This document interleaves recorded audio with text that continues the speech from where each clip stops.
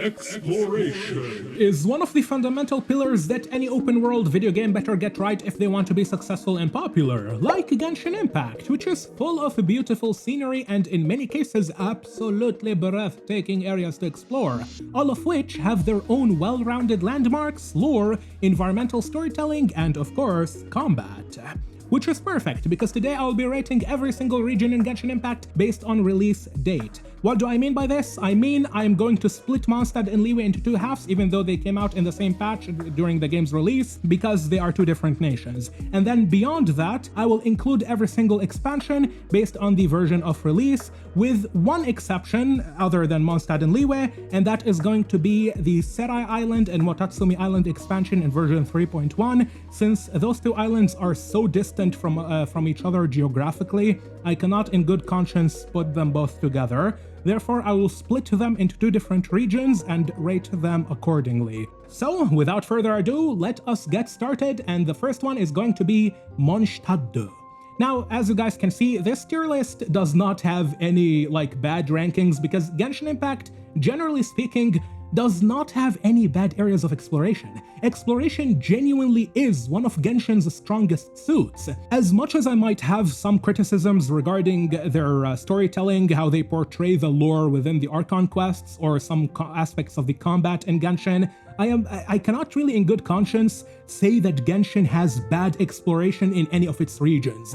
The worst that Genshin has in terms of exploration is passably good. That's literally the worst. There is no bad area in the game overall. There might be some bad aspects to some areas, like a few minor glitches. However, overall speaking, every single region in Genshin is fun to explore and fun to go around, with a few minor exceptions here and there, but those are really nitpicking. So, starting with Mondstadt, this is going to be a controversial take, because no matter where I rank Mondstadt or where I rate it, someone is going to be upset and someone is going to disagree due to how influential this region is to the experience of literally every single player, because this is the starting region. Now, most players, including myself, consider Mondstadt to be their hub, their home within Genshin Impact. And this is due to nostalgia. Many players still do their commissions in the Adventurers Guild found in Mondstadt.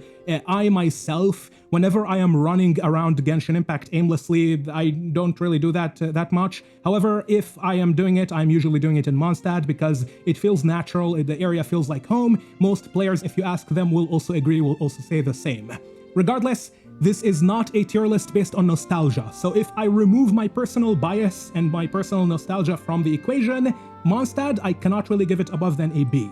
Now remember, B in this tier list, even though it's the lowest ranking, this does not mean bad. This simply means decent. This is the baseline standard I would expect whenever I am going into an exploration-based game or an exploration-intensive game. It is good, but it's not outstanding. It does not really do anything crazy. And when you think about it, Mondstadt is also relatively empty compared to everything else that is gonna come after it, which is why I'm ranking it super low. You could, of course, make an argument and say, oh, Barbatos, after the Archon War 2,600 years ago, when he took the Gnosis and then ascended into Archonhood and Godhood, he used his newly acquired divine power to effectively carve out most of ancient Mondstadt and then chucked it into the sea. The Golden Apple Archipelago that we go to in versions like 2.0 and 1.0, or 1.x and 2.x, those are remnants of some of the Mondstadt locations that Barbatos cut out and threw into the sea, and we can see some ruins from those areas, especially in Mona's Island back in the Golden Apple Archipelago.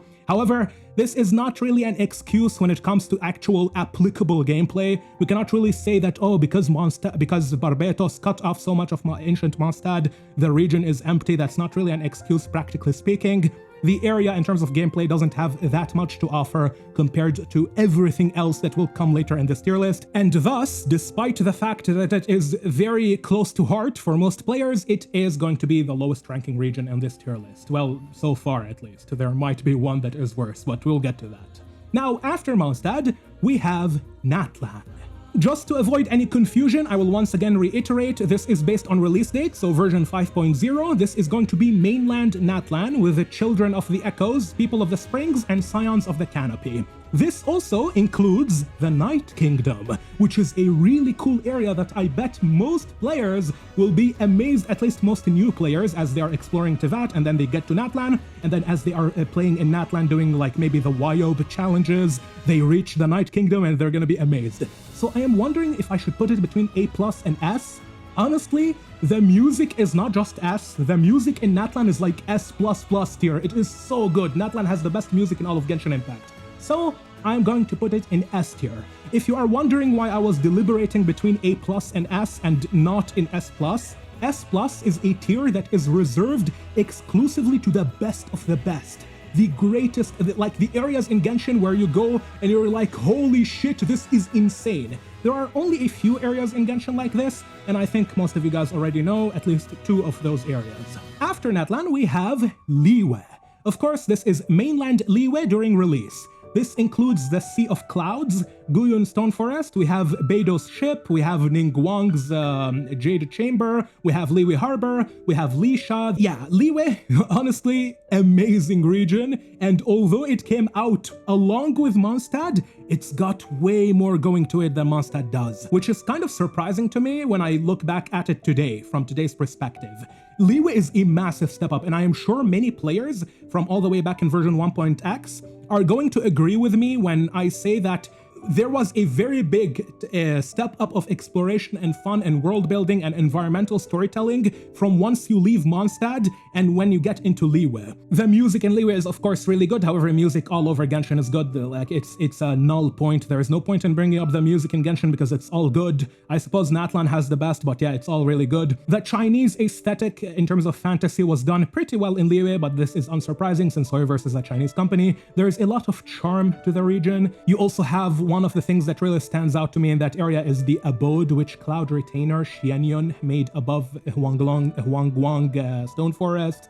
There is Ajdaha's Tail. People will see Ajdaha's Tail. They will wonder what that is. They will find evil Ajdaha taking the form of the little girl over there. They will do the quest, second story quest with Morax, and then they will learn about the Lord of the ancient Geovishap Lord, which is Ajdaha, fight him, all of that stuff. Moving on from Liyue and Mondstadt and Natlan, we have the Sumeru Rainforest.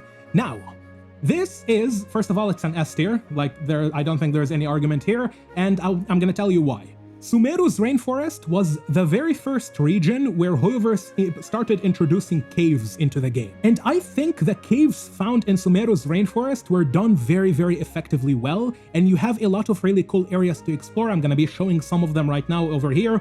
Many of them are locked behind the Aranara quests. However, in terms of exploration, the Aranara quests in Sumeru's Rainforest are pretty much a must. So you do them as you explore, and the more you explore, the more Aranara you find, the more Aranara you find, the more quests you get, and then they lead you into different areas. The ending of the Aranara world quest is also really good over there, and you also learn about ancient Kandria because you've got the Ruined Titans.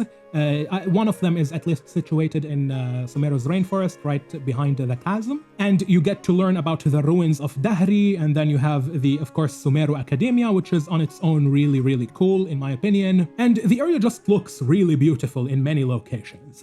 Now, moving forward, we have the Chasm. The Chasm is the closest region in Genshin Impact to an S+ tier that is not an S+ tier. The Chasm is one of those locations which is absolutely full to the brim with things to do regardless of where you are, whether you are playing on the surface of the area, whether you go into the mines themselves, and the place is not only gameplay rich, it is also extremely lore heavy and lore rich. You learn a lot about the first civilization, at least relatively speaking to other areas in the game. There are a bunch of Black Serpent Knights who literally used to serve underneath Dainsleif himself, the Twilight Sword. And of course we have the world quests and Archon quests, which teach players about those enemies in the Chasm. In terms of environmental storytelling, the Chasm is also our first look back in the days into what abyssal corruption looks like, with the abyssal corroded land that sits beneath the inverted city from the first civilization.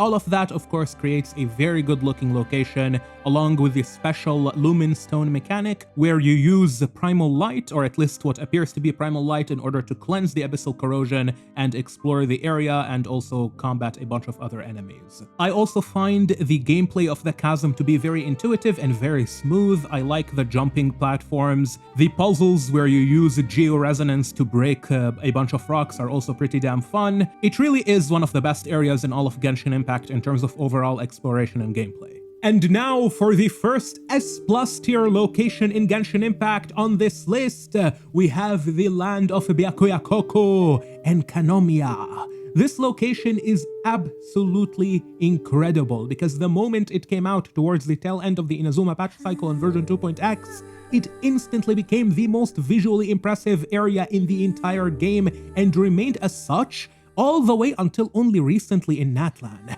And Kanomiya set the standard for what we expected from Genshin Impact, and it became the ultimate world-building location in the whole game. Ever since its release, myself and many other players always wondered, when were we going to get the next Enkanomiya? When were we going to get the next awe-inspiring grand reveal of an area like what we see with Enkanomiya? Once we go through the Serpent's Bowel and open the gates, then we are greeted with the light of the Dainichi Mikoshi. Even to this day, as of version 5.6, 3 years after its release, Enkanomiya remains at the apex of Genshin Impact's exploration and world building. I am telling you, this location defined back in the days what Genshin Impact had to offer. And not only did it have really good gameplay, but also it contained an enormous amount of lore. Of course, the Byakuya-Koko collection, which in Volume 2 has Before Sun and Moon, which also talks about the Primordial One and the Four Shades, is found in Enkanomiya in one of its world quests. In Enkanomiya, we also learn about the first Greek unified civilization, and after that, the players discover the Sun Children who came to rule the land of Byakuya-Koko after it sunk into the sea following the great cataclysm that happened thousands of years ago towards the end of the first civilization. Then Orobashi, the serpent god who had lost against Morax and Beelzebul, fled to the surface into Enkanomiya, found the people there, and took them outside of the Nether Realm into the surface after creating the island of Watatsumi from his body and the surrounding corals and rocks. Some of the best lore, some of the best environmental design, some of the best world building, some of the best storytelling is found in this location, and I cannot sing its praises enough. Enkanomiya deserves its staple place in S+ tier, and I think it will remain as such until the very end of Genshin Impact. Regardless, speaking of incredible world building and super cool ancient civilizations, we have the Sumeru Desert. This is the basic area in the Sumeru Desert, which includes the throne of Al-Ahmar, where King Deshret used to rule the entire area. We also have the Mausoleum of Amun, the Mausoleum of King Deshret, the giant pyramid which had all the abyssal corruption before the traveler cleanses it at the end of the world quest over there. And it also includes Dar Shifa, which is a hospital where Zandiq, for those of you who might not know, Zandiq is the name of the second Fatui Harbinger. That would be Il Dottore, the doctor. Dar Shifa was a small hospital. Zandiq was hired into that hospital, and there he performed a bunch of very evil experiments on the patients. All, of course, for the sake of testing the limits of human evolution and the capabilities of the human body. I personally remember having so much fun exploring it. One of the most fun regions to go through, especially once you go down into the caves, the massive cave system beneath the Mausoleum of King Deshret. That is very, very, very cool, and it deserves its place right in S tier. Is it better than Natlan and the Chasm? I don't really think so. However, it was definitely back in that time a major upgrade over the Sumeru Rainforest, and I myself am a massive fan of the Sumeru Rainforest. You could also, of course, argue that it was a side grade. However, in my opinion, the technology and civilization of King Deshret is better than Rukkhadevata and the Aranara. But regardless, that is highly subjective. Now, moving on, we have another S-tier location in Genshin. Genshin does have a lot of those, and that is the Vurukasha Oasis. Now, the Vurukasha Oasis, depending on what happens later down the line, has the potential of being either right behind the Sumeru Desert or at the top of S tier. And I will personally do an optimistic placement for now and keep it at the top of S tier. I'm gonna explain to you why. The Vorokasha Oasis, first of all, has the Sign of Apausha, which was our first time seeing a major abyssal rift. And this rift was, of course, using abyssal energy to combat the life energy produced by the Harvisiptochem, which is the power that was produced from the Gaukrena Lotus, the remains of the body of the goddess Egeria, the former Hydro Archon who died in that location and was then planted by Rukkhadevata as the Gaukrena Lotus, which is located at the base of the massive hydro tree called the Harvisiptochem. Of course, this entire area also is connected to the goddess of the flowers, Nabu Malikata, who was the Seelie lover of Amun al-Ahmar King Dashret, and she herself created a divine bird who exploded during the cataclysm of Kandria into many thousands of wisps, and the greatest of those wisps were the Pari. And when it comes to the Pari, we have our little friend Sorash. She is a permanent pet we get to keep after playing in that region, which only increases the value of this region in terms of exploration, in my opinion, because you get to keep a final souvenir, and it is a very cute and adorable and cool souvenir in the form of a pet, Sorash, with you all the way until the end of the game. And Sorash herself, of course, is part of the gameplay exploration in the Vorokasha Oasis. You can transition between her and your playable characters in order to solve puzzles and defeat enemies. However, aside from that, the Vorokasha Oasis also has a bunch of Greek civilization ruins, and it has a whole massive azosite factory from ancient Kandria, or the kingdom of Kandria, I should say, not really ancient Kandria. Just to clarify the distinction, when I say ancient Kandria, that generally means the Crimson Moon dynasty. However, the azosite factory found in the Vorokasha Oasis belongs to the Eclipse dynasty's kingdom of Kandria, which also fell 500 years ago, but it's not really the same as the Crimson Moon. We also have the gateway towards the kingdom of Kandria found at the bottom of the Vorokasha Oasis. And if that gateway ends up being the actual path which the traveler will take to reach Kandria later down the line, once we are done with the Snezhnaya and the Nodekrai, then in my opinion, the Vorokasha Oasis is definitely at the very top of S tier, potentially even S plus tier, depending on what they do with it later down the line. But even ignoring the fact that this could be the potential path for the traveler into Kandria, this is still on its own an absolutely incredible standalone region. It is very cool visually, the Harvisiptochem is very beautiful, and you can see it from almost anywhere in Teyvat, by the way. If you go into a high location on Natlan, you can look towards the Vorokasha Oasis and you will see the Harvisiptochem. You can see it from Mondstadt, you can see it from Sumeru, you can see it from Fontaine. I think only Inazuma is the place where you might not be able to see it. However, it really depends on your position and where you stand. But anyway, yeah, this is a very, very cool area. I absolutely love it. And I like the thing that I like the most about this area is that you get a final transformative change to the entire map once you actually complete the world quest there, which is something that I really, really love.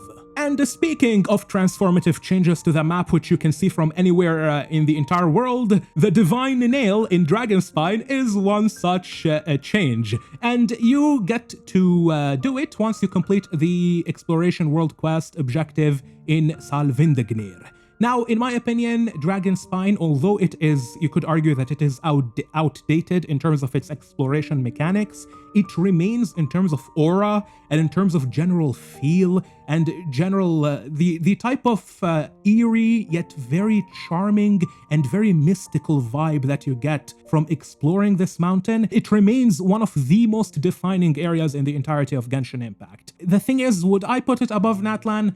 Probably not. In fact, I might put it right behind Natlan. I think Natlan has what it takes in order to trump the mountain of Salvindagnir, but Vindagnir remains one of the coolest areas in the entire game. The music there is incredible. It has a unique freezing mechanic, which I assume will be reused in Snezhnaya and also Nodekrai, since Nodekrai is ultimately part of the entire nation of Snezhnaya. Also, Dragonspine was the first time we saw angels in their proper form, because once you explore the mountain, you will find a secret chamber. In the secret chamber, there is a bunch of treasure along with a sword, and there you will see a mural with an angel angel giving divine wisdom or divine power in the form of a triquetra to the priest kings of humanity. Really cool area, very good music, very tragic yet beautiful lore, and it also has the transformative change to the entire map, which you can see from anywhere in the world once you complete the world quest there and you lift the divine nail into the heavens.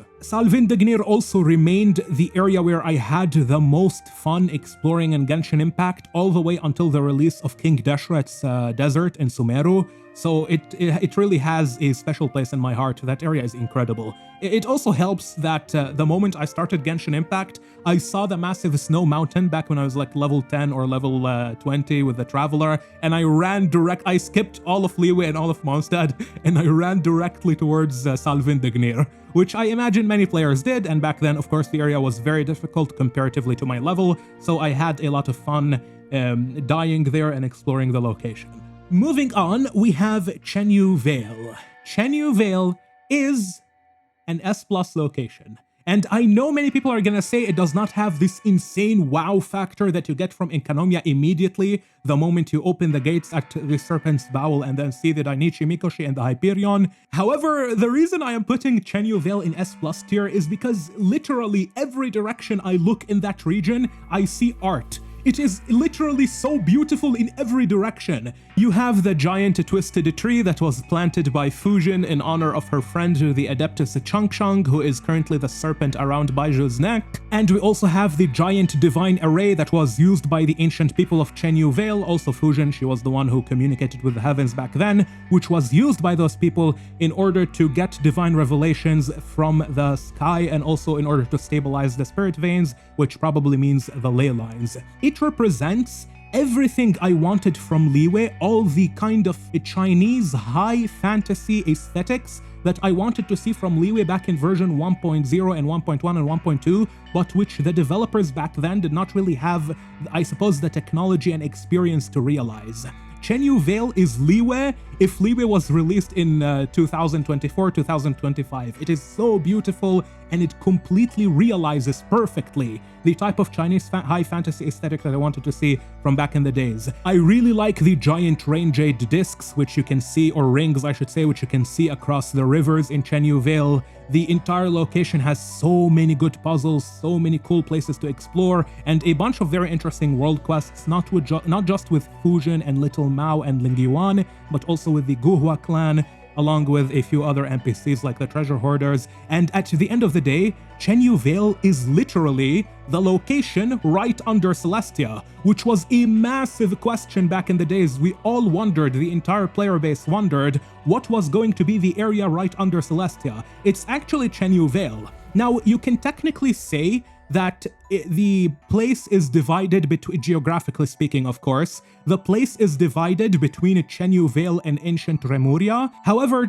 ancient Remuria sunk beneath the sea, so the only surface location that is right under Celestia is Chenyu Vale. And speaking of ancient Remuria, it is another S+ tier location. And as a matter of fact, I'm probably going to put it above Chenyu Vale just because of the intuitive mechanics that it has. You see, ancient Remuria was ruled by the god King Remus, who back in the days used to be a humble bard who lived in the land of Amun. He came from the desert. And when he came from the desert in order to escape the oppression and the war of Amun's people, the kings who ruled underneath Amun, because of course Amun was not always active as a god in the desert. He used to be a god for a very long period of time, but then he left in order to do his own thing with the Abyss and the Golden Slumber. And during the period of his absence, a bunch of human kings fought amongst each other, and that created a long period of strife. Remus left during that period of strife and fled into the high waters of Fontaine. There he found the golden beast Sibylla,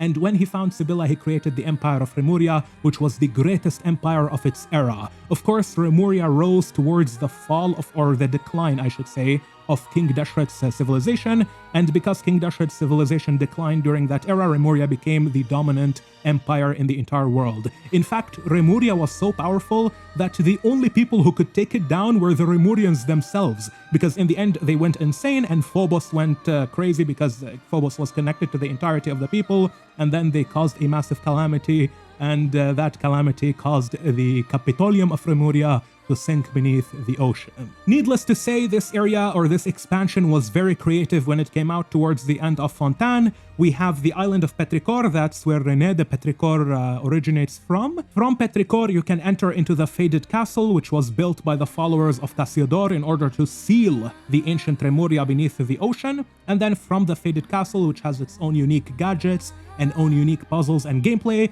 you enter into Remuria, has one of the best music soundtracks in the entire game. However, that is not a surprise whatsoever, since Remuria was a nation founded on the fundamentals of music. Their god Remus was a bard, he was a musician, and his instrument, the ruler of their fate, their fortuna, was Phobos, and Phobos is of course Sibylla, who took the form of a harp. Remuria also fixes a major problem that I have with Fontaine, which is the fact that swimming in the sea in Fontaine underwater kinda is not that fun to do. However, in Remuria, instead of swimming, you can instantly go into the dragon Scylla, or at least the whale form that he takes, and then once you ride Scylla, he will instantly torpedo you into whatever location you want to go. It's literally faster than teleporting to near that location and swimming into it. If you do not use Scylla in Remuria, you need to do it. Trust me, it's gonna make your life way easier. He is one of the best quality of life changes, or at least additions, to underwater exploration. Very good dragon, and I love the fact that they made him a permanent part of the game. Next up, we have the baseline or mainland of Fontaine. This is, just to clarify, this is Fontaine upon its release, which includes a very small part of Erinias, that would be the Opera Epiclese. It includes the Court of Fontaine, it includes the Beryl region, and it includes the Elinas area where the body of the fell dragon Elinas is located. I am sure that a lot of people are going to disagree with me, however, I don't think Fontaine really surpassed Sumeru. As a matter of fact, I would give Fontaine an A. Because here's the thing, the only new thing that baseline Fontaine brought to the table was really the body of Elinas, where you can enter there, and from there you would find the Book of Revealing with Canotilla and go into the abyssal dreamscape of René and Jacob. However, that abyssal dreamscape is not fully realized until we get into version 4.2 with the Tower of Ipsissimus, after you complete the world quest in the Wake of Narcissus, and then do the other side quest with Caterpillar, where you go through the abyssal dreamscape with Canotilla and then find the Sunflower, where you read the notes of Jacob and learn the truth behind the Narcissenkreuz Ordo and why Jacob and René did what they did. So I really have a hard time putting Fontaine above anything other than A, because the other major introduction that Fontaine had in terms of gameplay and exploration was, of course, swimming. But to me, swimming, aside from being visually very beautiful, the sea in Fontaine is really pretty, it is very well made, it looks super cool in many locations. It's not really fun to play. Like, it's not bad. Again, it's not bad. A is still a very high placement if we take into consideration the fact that Genshin does not actually have bad areas. However, swimming to me is aggressively average. Aside, if we remove all the beautiful visuals, it doesn't have that much substance. The combat in swimming is clearly an afterthought by the developers. They put very little effort into it. It is essentially the minimum effort they could have put into any type of combat. And we have to remember that when Fontaine came out, we didn't have access to every single combat animal. I think we had the crab, the seal, and the stingray. That was about it. The octopus and the other one were introduced later. So yeah, I wasn't really impressed by the swimming. It's very visually beautiful, but aside from being visually beautiful, it is just large and kinda tedious to traverse. The Opera Epiclese is of course very beautiful, however you could argue that every single region has a massive and very beautiful construct.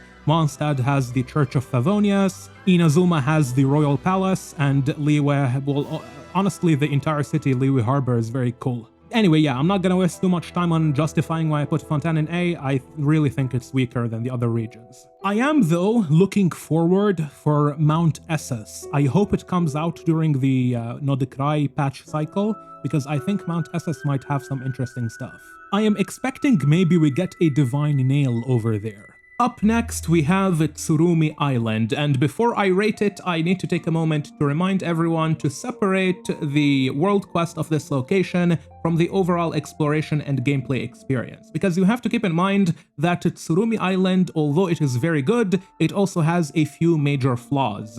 The first and biggest flaw, in my opinion, is the fact that the world quest is time-gated using real-life time. And I think you need like 4 to 5 real-life days to actually finish the entire world quest, which means you cannot play it normally. You have to actually wait after you finish every single individual quest. Now, I understand that an argument can be made that the world quest being time-gated using real-life time is no longer a problem in the modern landscape of Genshin Impact, given how much sheer content exists in Teyvat itself, where you can do some of the Tsurumi world quest and then go do something completely different on Teyvat, and you will, by the time you're done with those other stuff, the next day will come around and you'll be able to play the continuation of the Tsurumi quest, especially considering that people are going to also have external different responsibilities in their day-to-day life. Regardless, when I am assessing this from a pure design and gameplay perspective and taking only into account the region and expansion itself, I think that real-life time gating is not a good way to make an area whatsoever. But when it comes to Tsurumi, I do think that the time gating is enough to drop the area from an S to an A+.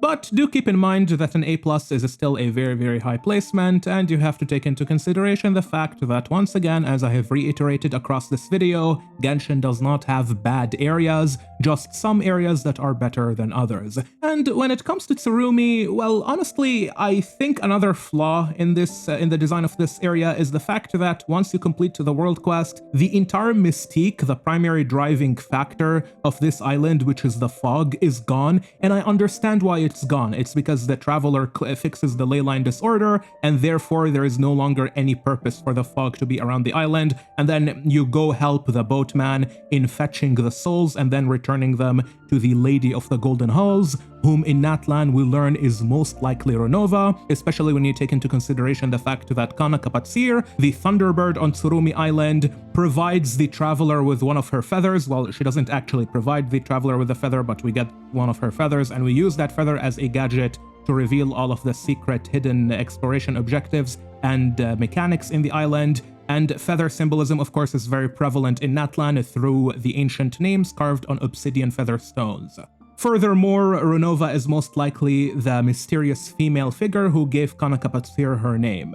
I should add that I find it very weird that Beelzebul and Makoto completely ignored Tsurumi during the time period when the tribespeople of that island were sacrificing their own children. I mean, that is completely counterproductive from a survival perspective, but also you have to take into account the fact that Beelzebul and Makoto effectively ruled Tsurumi. It was under the purview of their domain, so I don't really understand why those two gods did not interfere with what was going on Tsurumi Island. Perhaps Beelzebul and Makoto viewed that island as the domain of Kapatsir, and they did not want to maybe anger Kapatsir by trespassing on her domain and then starting a new war between two different gods, or at least the factions of two different gods. Maybe that's why they left the island alone, but then when you think about it from another perspective, they ended up fighting Kapatsir anyway later down the line when she went insane after Rue died, and Beelzebul killed Kapatsir on top of Serai Island. Yeah, this part of the lore is kinda weird. I wish the developers gave us a justification,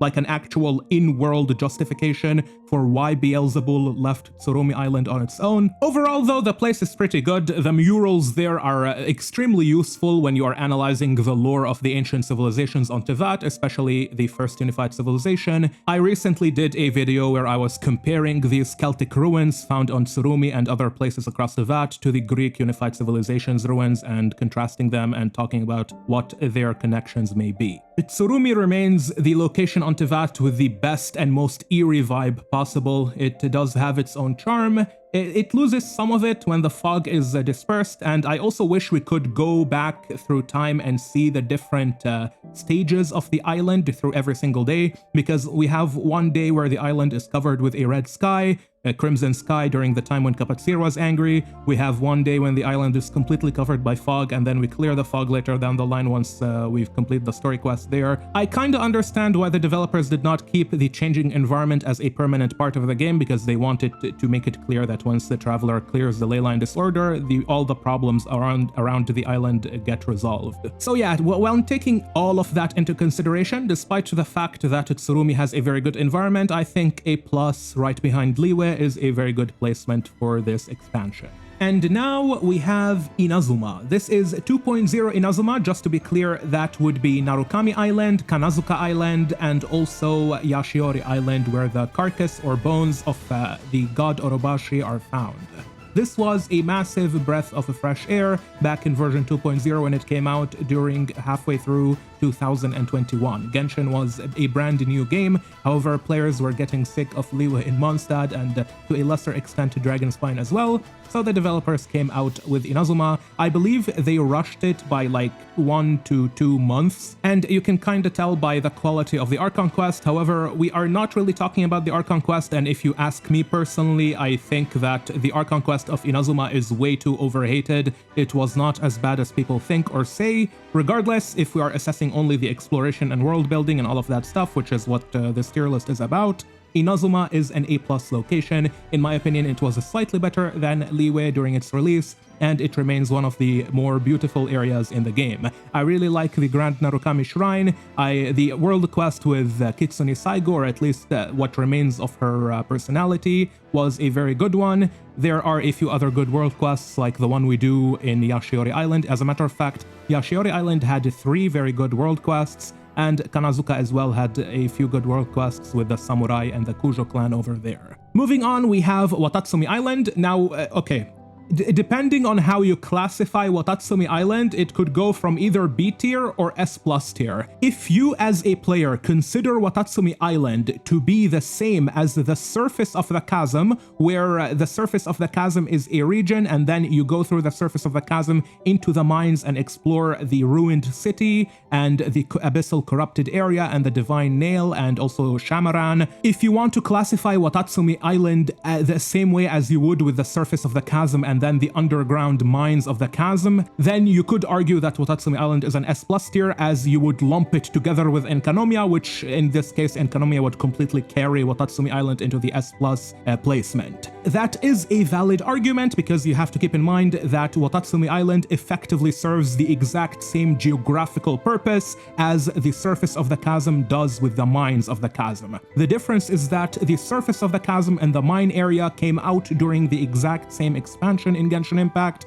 while Watatsumi came 2 patches before Enkanomiya, and it came out along with Serai Island, which I am going to put in A tier. And if we consider Watatsumi Island to be independent, at least design-wise or development-wise, from the rest of Enkanomiya, then it goes down to the bottom of B tier. Watatsumi Island is a very good-looking location, however, it's only good-looking. Aside from that, it's relatively basic. There isn't anything too crazy in this island. It really is just the hub of the Watatsumi clan and the Sangonomiya clan and the gateway towards Enkanomiya, which is where the real world building and lore lies.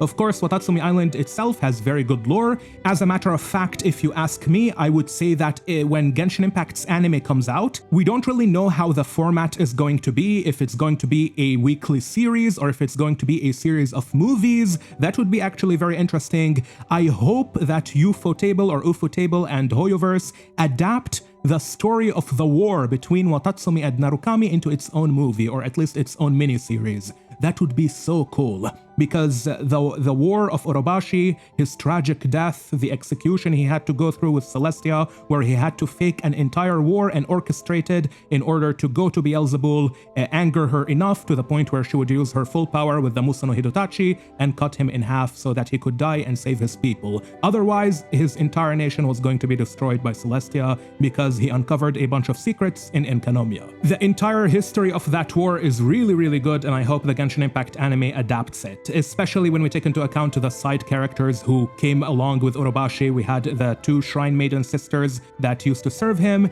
and one of those sisters, I believe her name was Moon, she was in love, or at least a boy fell in love with her, and that boy became the demon sword who killed the Tengu general that used to serve under Beelzebul. I think his name was Sasayuri, correct me if I'm wrong in the comments. He was killed at the hands of the Demon Blade from Watatsumi, or the Demon King. As for Serai Island, once again, exact same thing as Watatsumi. I think that the floating island mechanic where you fight the thundering manifestation is pretty cool. Aesthetically speaking, I think Serai Island is superior to Watatsumi, therefore it can be placed higher.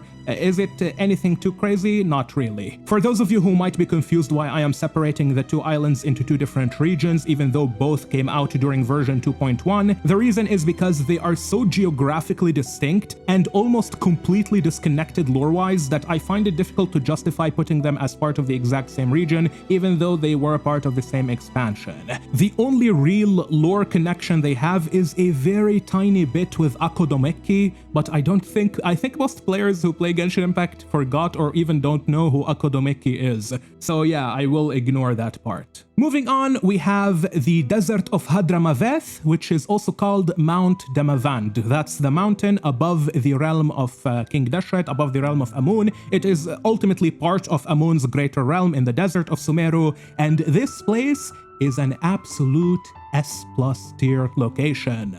Okay, you know how I said that Orobashi's story and the war he had with Narukami could make an absolutely amazing movie or mini-series in the Genshin anime? I think that Gurabad, which is the name of the city that was located in Mount Damavand and the desert of Hadramaveth, the story of Gurabad and its lore, if it is adapted properly and given the proper respect and proper realization that it deserves within the framework of an anime medium, could unironically catapult Genshin Impact in the eyes of millions of people. The lore of Gurabad is so good. Because you have to remember that King Deshret, he did not rule the desert for the entirety of his reign. At some point in time, he had to leave in order to go do his bullshit with the Golden Slumber and the Abyss, and during that time period, a bunch of kings fought amongst each other. One of those kings was a humble shepherd named Urmazd. Urmazd found the Jinni Lilupar and married Lilupar, then with her help, with her by his side, he conquered the desert regions and united the desert underneath his banner, and he became the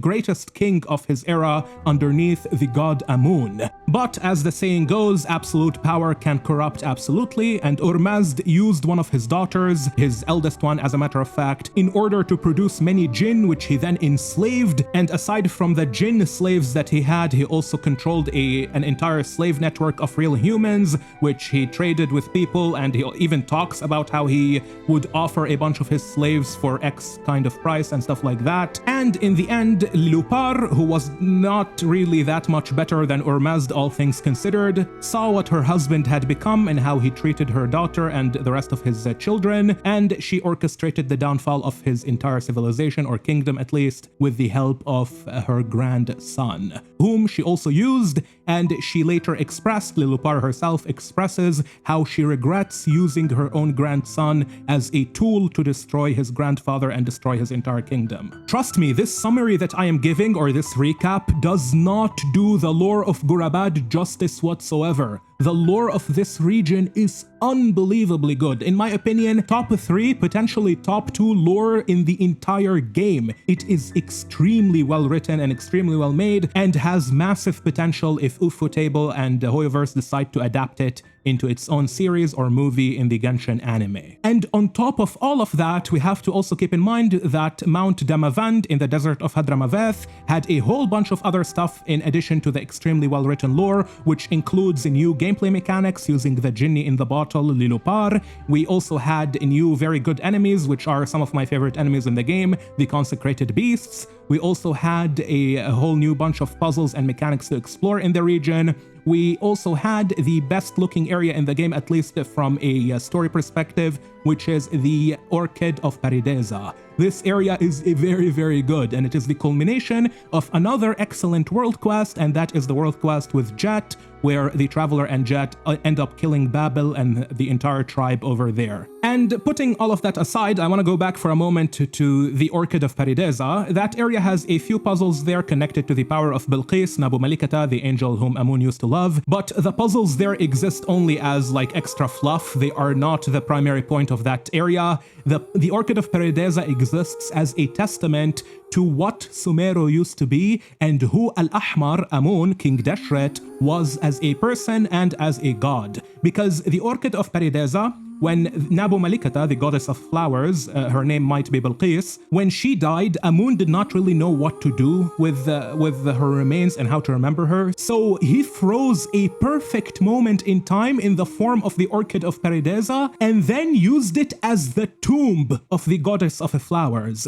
Of course, the traveler at the end of the world quest learns that the goddess of flowers is completely gone and there is nothing over there, but the fact that Amun went to such great lengths in order to create for the goddess of flowers such a beautiful memorial location and a tomb goes to show his own character and what kind of deity, ambitious deity he used to be. And to put the cherry on top, we of course have the three thrones of the three god kings, Amun and his two companions. Those would be Rukkhadevata, Bur, and Nabu Malikata Bilqis. And those thrones symbolize the eternal union of those three gods, their eternal friendship, which gives us insight into what the kind of perfect moment that Amun imagined was like back in the ancient past.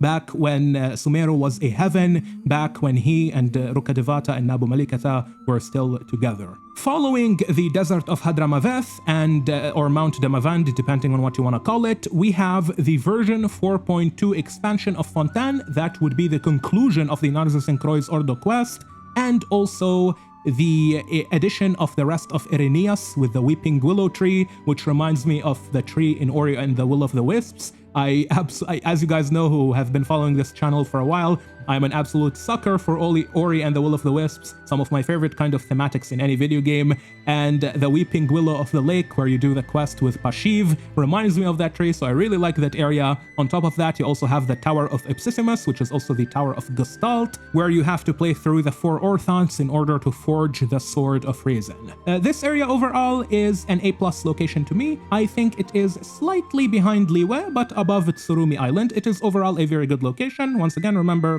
Genshin Impact does not have bad areas. My favorite part of this expansion was Irenaeus and the Weeping Willow of the Lake. And here, I am kind of doing this backwards a little bit. We have the 4.1 expansion of Fontaine, which included the Fortress of Meropide. That's the fortress which Egeria's followers built in order to suppress the Primordial Sea. Later down the line, it became a prison, and it is currently governed by the Duke Wriothesley, or Wriothesley, depending on how you want to pronounce his name. We also have, along with the Fortress of Meropide, of course, we cannot forget the Fontaine Research Institute of Kinetic Energy Engineering, which was the engineering research institute founded by Alain Guillotine.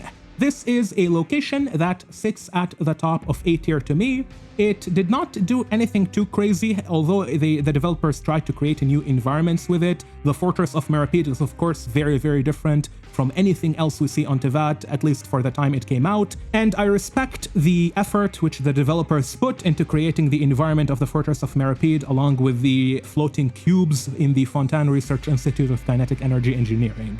However, I was not too impressed by this area. It was still very good, don't get me wrong. Again, Fontaine is not bad, A tier is still a good placement. However, when I compare it to the rest of the areas above it around the Teyvat, I like those more. In my opinion, the most notable location in this expansion is the abandoned factory, where you can find 2 Fontanian engineers. They are very funny guys, and in that quest, the traveler gets trapped, and you briefly play as Paimon in order to free the traveler. I thought that this mini quest or mini objective was very cute, and the 2 engineer guys were very, very funny. The reason I say that this factory is notable, though, is primarily because this is where we learn what happened potentially to Alain Guillotine, assuming that the notes found there belong to Alain.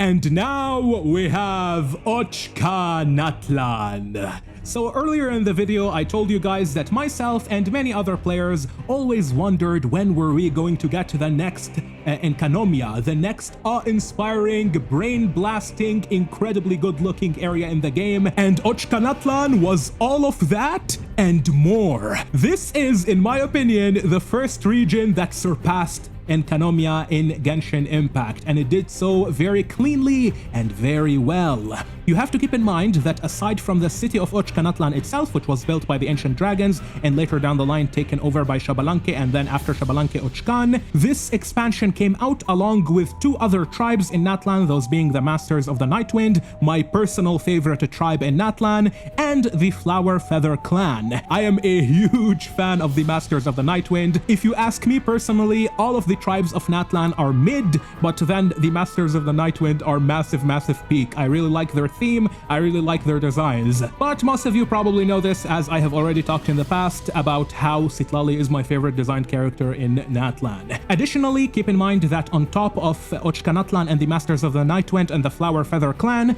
off to the shore of the Masters of the Nightwind area, there is a small bunch of islands where you can go help a Wyob over there to kill and eradicate some abyssal corruption along with an evil abyssal mage, and once you destroy that evil abyssal mage, you get to see how the Night Kingdom interacts and changes the land of Natlan, the surface area of Natlan, and how changing stuff in the Night Kingdom can affect the memories of people on Natlan. And all of this, of course, mirrors how Irminsul interacts with the world of Teyvat, as we have seen previously in Sumeru and also in the Archon Quest bedtime story with Caribert.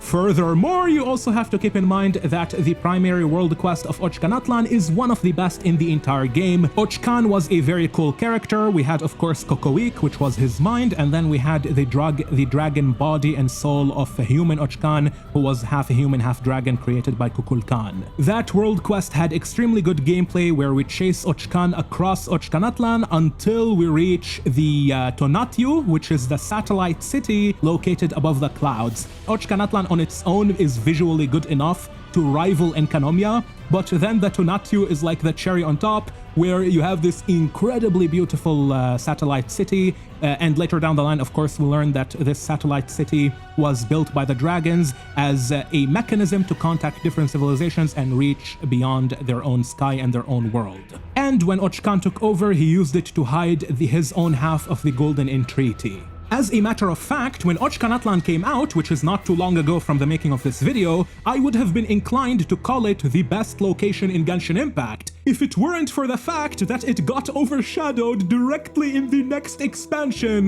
with the Great Volcano of Tolan, which is by far the best region in all of Genshin Impact and potentially the best area I have ever played in any video game, period. Now here's the thing, hear me out, guys. In games, especially in open world games and in RPGs, you have areas that are designed to switch up the game from an 8 out of 10 to instantly an 11 out of 10 and blow the mind of the players with an awe-inspiring scene and a very majestic reveal. This happens in World of Warcraft, this happens in Final Fantasy, this happens in Xenoblade, it happens in many different games, and Enkanomiya in Genshin Impact was designed as one such area. A very excellent example that immediately comes to my mind whenever someone brings up this topic to me is always going to be Anor Londo from Dark Souls 1, which is one of my favorite games of all time. At first, you play through Dark Souls 1 and you go through this broken and decrepit and dying world, and then suddenly you have 3 demons who show up and carry you across the mountain, and then the moment the camera pans through the mountain, you get this incredible reveal of this giant golden palace and golden city of the gods from where the god of sunlight, Gwyn, used to rule the entire world, and it is one of the coolest areas, one of the most legendary areas I have ever seen in my life in any video game. Anor Londo is truly a timeless location. Now, when it comes to the Great Volcano of Tolan, this area on its own, not the whole game, just this area, did this incredible majestic reveal to me and blew my mind. Not once, not twice, not thrice, but 4 freaking times! As a matter of fact, nah, hold on, I do not think I can even put the Great Volcano of Tolan as it's along with the rest of the S+ tier stuff. It is even better than all of those. It deserves its own tier. Here, Great Volcano of Tolan. This area is literally in a league of its own. It is the peak of Genshin Impact. The developers, the world designers, the combat developers, the music developers, they absolutely cooked with the Great Volcano of Tolan. This is the literal culmination of Hoyoverse's entire development experience in one region. There is so much to do in this area. At first, you have the volcano itself, right? And the volcano itself is not small, it is a region on its own. It is multi-layered. You have the lower volcano underground, you have the surface of the volcano where the Collective of Plenty is located, and then that area on its own has a lot of puzzles to solve and a lot of enemies and chests to unlock. And then you go to the sky of the volcano where the floating islands are found, and in the sky of the volcano you can see one of the most beautiful sceneries in the entirety of Genshin Impact. It is so good. A giant sea of clouds combined with the light of the sun, and it just looks so beautiful. Dude, that area made me yearn for the Age of the Dragons, which I never saw in Genshin Impact. Those guys used to be so cool. However, that sea of clouds is where the real area begins, because then you jump from that sea and you dive right into the middle of the great volcano, into the heart of the sacred mountain, where we see the first layer of the dreamscape that Chiquotl created within the great volcano. And of course you have the false sky of that area. It's like a mini Teyvat with a giant sea of clouds and a bunch of islands floating. You are then surprised one more time, and I am really happy that I went into this location blind, because every single time they revealed a new layer and a new area, my mind was blown even more. Once you complete the world quest in those floating islands, you descend further down into the true city of the sacred mountain, and you get to see a shadow of what the ancient dragon civilization used to look like. And it's such a cool city, dude. There is so much to it as well. That area on its own is a region of its own, and it is multi-layered, it has multiple facets, many areas and many puzzles to solve. And then from the city you go down to the abyssal corrupted or abyssal infested area. You clear the abyssal infestation with the help of phlogiston and saurians, and then from there you go into the platform where you fight the giant mecha dragon that was created by Kukulkan in order to stop the traveler and Little Buddy from proceeding. The dragon of course defeats the traveler, and then Kukulkan takes Little Buddy into the final area that blew my mind. And this one, hot take, best location in all of Genshin period so far. As of version 5.6, this is the best location, the true heart of the sacred mountain. And I need to explain to you guys how badass this location is.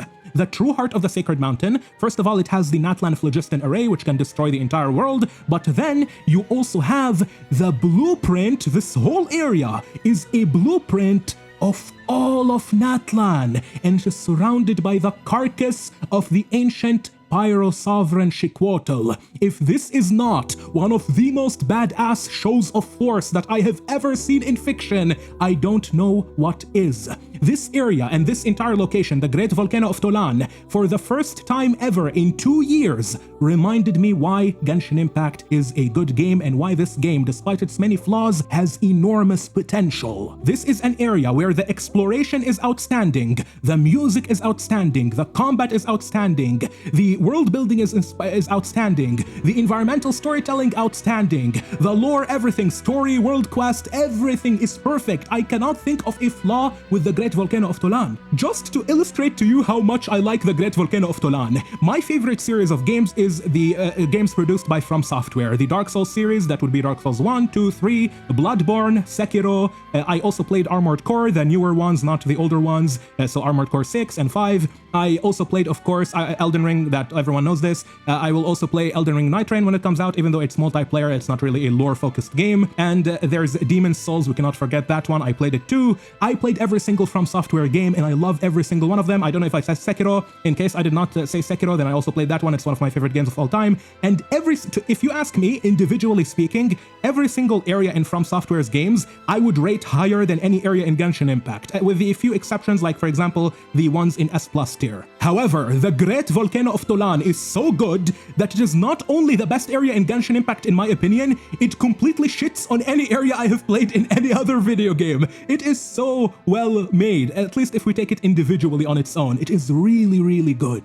I also take into account the lore effect of this region through the environmental storytelling, because you have Chiquotl's body in the true heart of the sacred mountain, you have his carcass, his bone remains. The imagery that immediately comes to my mind is the tragic end of this deity, who was born at the very start of the world along with the Dragon King Nibelung, and was supposed to rule over all light, life, and wisdom, and his civilization was destined for greatness. And then the primordial one shows up, the Heavenly Reaver from beyond the sky. I am sure he had his own motives, or their own motives. They fought with Nibelung, defeated Nibelung, cast the king away, and then the Reaver took Chiquotl and froze him in lava, which effectively means he entombed Chiquotl within a giant mountain or a giant rock. Xiquotl's civilization then, without their god, their king, went into decline, and afterwards Nibelung returns, but Nibelung returns with abyssal knowledge and forbidden knowledge, and with the power of the abyss, the dragons rally around his call, but Xiquotl, like many other dragons, is then corrupted by the abyss. So when Nibelung gets defeated one more time by the Heavenly Reaver, Xiquotl has to escape, and he escapes into Ochkanatlan, where he spends the rest of his days not in glory, but slowly becoming decrepit and dying from the corruption of the abyss, until finally Xbalanque shows up,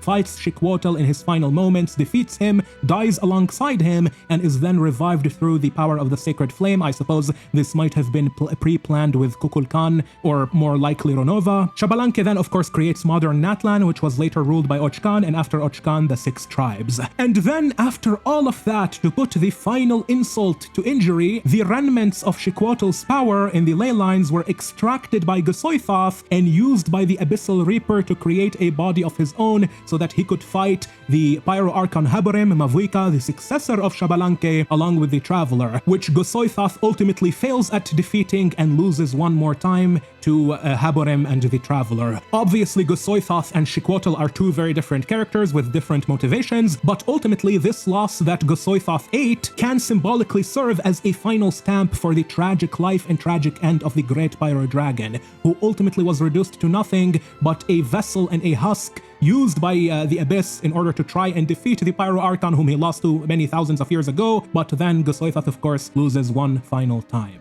in the form of Xiquotl. And because of that, while assessing the Great Volcano of Tolan, I have to take into account the incredible environmental storytelling that the developers employ through the carcass and bones of the dragon Xiquotl around the blueprint of Natlan to simultaneously paint a picture of the grandeur and potential and ambition of this dragon god, and at the same time tell a story of his tragic downfall and miserable fate. This is not only the best area in Genshin Impact, but potentially one of the best I have ever played in any video game, period.